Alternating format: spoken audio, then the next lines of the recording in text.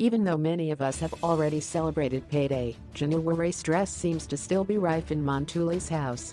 Ma was livid with Malum Dennis on Skeem Saam after he went all ape on the groceries and ate eggs like it was going out of fashion. Imagine. That time Malum hasn't even paid his rent money. For Ma, 3 eggs in one go is way too much, and she couldn't help complain about the situation. Ma Ntuli even hatched a plan, see what we did there, to hide them in the bedroom so that Malum couldn't get his hands on them. And while many felt her pain, some fans thought she was being too dramatic and should just let it go. In fact, the egg debate was so fierce it saw the show trend for 2 days in a row over eggs.